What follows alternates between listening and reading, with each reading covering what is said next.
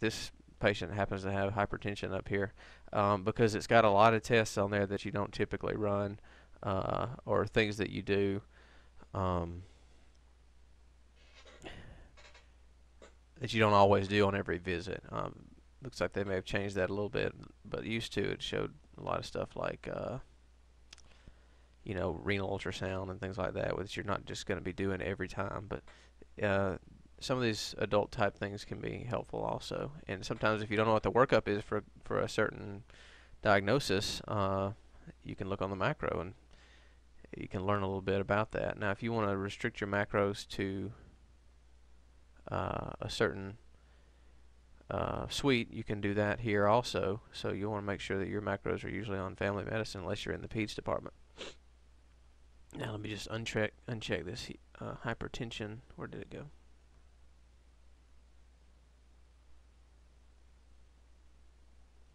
Well, might as well just show you how to delete things anyways. I can select everything by checking the checkbox and just click delete, and they'll go away.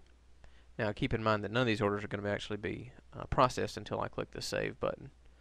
Now, macros are not the only way to order things. If you want to order a lab, you go to the lab, you select the diagnosis that you want to order the lab under, and you can choose what you want to order. Now this tab here allows you to select the full list of all labs, and then top picks, it will show you a list of the top labs that are ordered for that diagnosis. So if he had another diagnosis here besides hypertension and I changed it, these top picks list, it would change and show me some labs that were more specific to that diagnosis. And that's true for any selection that you choose up here. Clinic labs are labs that you order that the patient doesn't have to go to the lab for. They're things that the nurse can do. You can see that see what we've got there.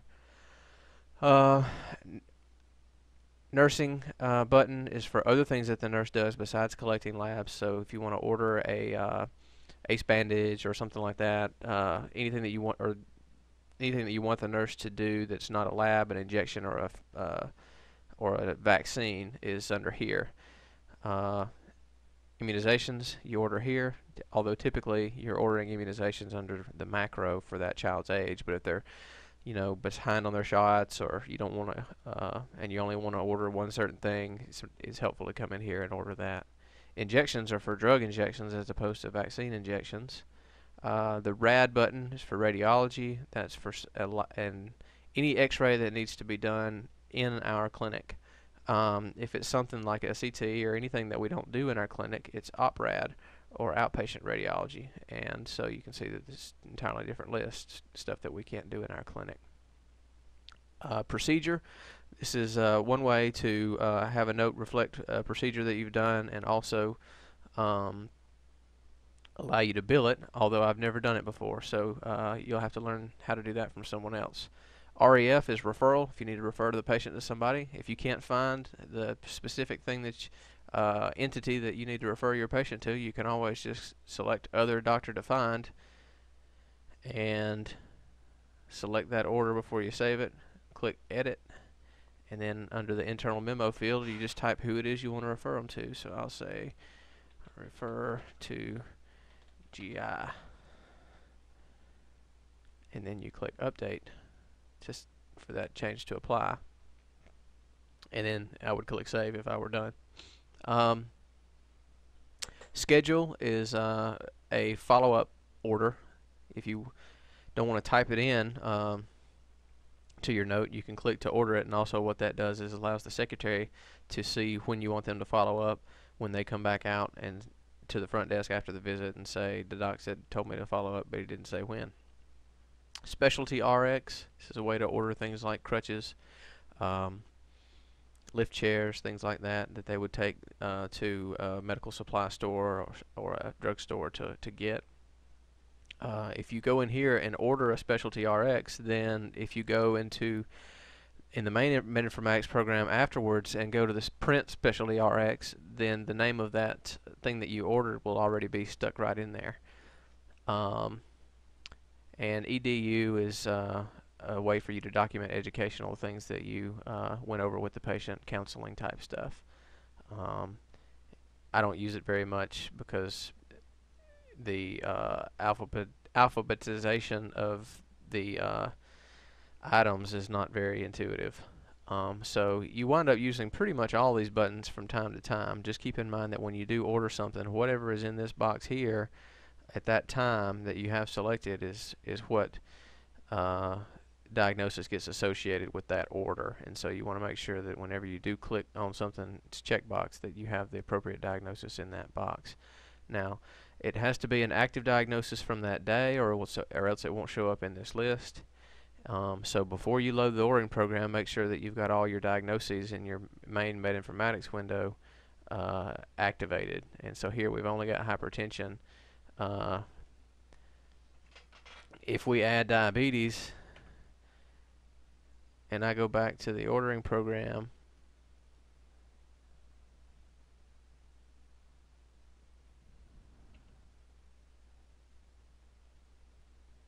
you can see that diabetes is not going to show up, because anytime you're allowed to switch back and forth between the two, but just because you add a diagnosis here doesn't mean that it gets sent over to the ordering program. You have to reload the ordering program in order to get the new diagnosis to show up. So that now you see there it is. So keep that in mind also. When you do get ready to click save on an order, let's just order something random, the ordering program will go away and you'll take you back to Medinformatix, but the ordering program will still be open. If you look down here at the task bar, you can see that the ordering program here, mouse comma goofy, that's the ordering program button. It's still active, and you could bring it back up and click settings and click exit and make it go away for good. But if you do that, then the next time you try to open the ordering program, whether it be this patient or another, it's going to ask you to put in all that information again, who you are, what suite you're in, who the attending is, this stuff here. And so it's better in any given clinic to just leave the ordering program open at all times. Don't ever go to that file settings exit until you're done for the day. And when you close one patient's chart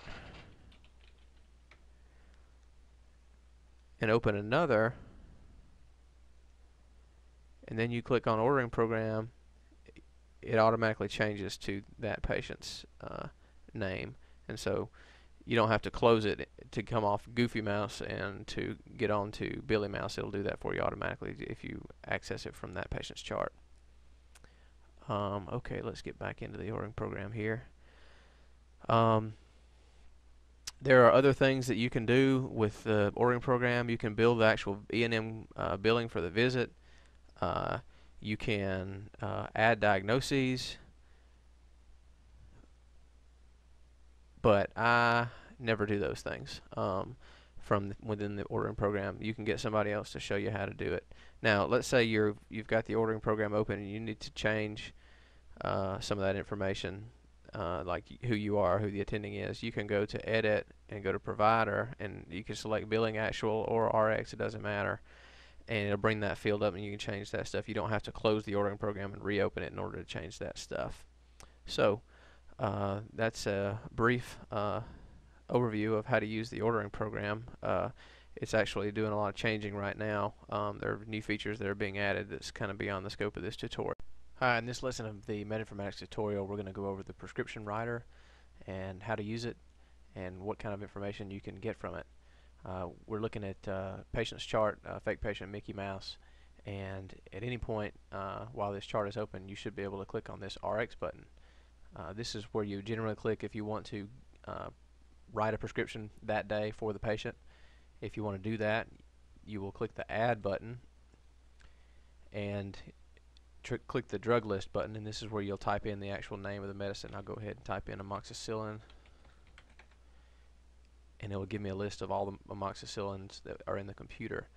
Now, you can usually just disregard this package size because the package size information doesn't actually show up on the prescription. And so if you're going to be prescribing a 150 milliliter bottle and you only find the 100 milliliter bottle, that's no big deal. You can go ahead and just select it.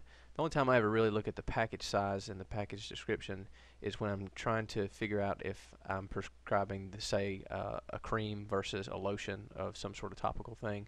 It's helpful to look because the cream package size will be listed in